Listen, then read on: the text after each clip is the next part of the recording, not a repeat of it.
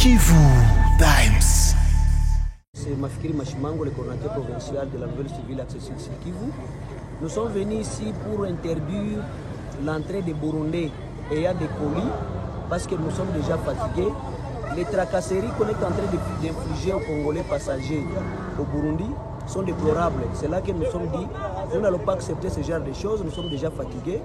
Maintenant, tout Burundais qui vient maintenant avec des colis, maintenant nous les faisons rentrer pour qu'ils soient équipés, pour qu'ils informent au niveau du Burundi que maintenant la population congolaise est fatiguée de ce qu'ils sont en train de faire pour les passagers congolais. Il fait quoi pour les passagers congolais? Non, on est en train de les tracasser, on ravit même tous les petits colis. Il y a des maraîchers qu'on est en train de ravir et pourtant nous sommes dans les commerçants et on a déterminé les produits qui peuvent faire l'objet de l'échange.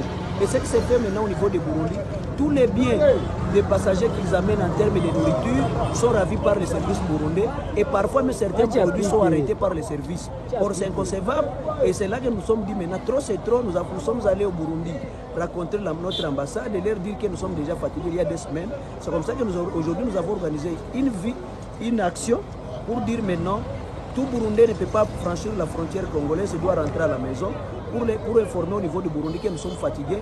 Ils viendront les jours que nous allons maintenant constater maintenant l'arrêt des activités qu'on est en train de faire là, les tracasseries qu'on est en train de mener au niveau du Burundi pour les Congolais. Merci. Nous sommes plutôt adressés à ceux qui tiennent un marché de fortune dans l'espace frontalier à Kavivira. Nous leur avons donné un message concernant leur évacuation de cet espace pour qu'ils se retrouvent de l'autre côté de la barrière de la DGDA. C'est pour que lorsque la Banque mondiale, par le biais du PFCIGEL, qui a un projet d'érection d'un bâtiment administratif commun pour tous les services de l'ordre opérationnel, que ces projets-là ne connaissent aucun litige par rapport à ce que nous avons ici comme embouteillage, marché des fortunes, où nous avons des restaurants, nous avons des cambistes, nous avons des étalages par-ci, par-là, dans l'espace frontalier. Voilà le message que nous leur avons adressé. Est-ce qu'il y a les toilettes dont vous avez préparé pour eux? Bon, nous, comme agents de différents services de l'État, nous n'avons pas cette autorisation-là où nous ne sommes pas compétents pour octroyer tel ou tel espace à ceux qui tenaient le marché des fortunes ici. Ça ne revient qu'à l'autorité urbaine. Et la date butoir pour évacuer?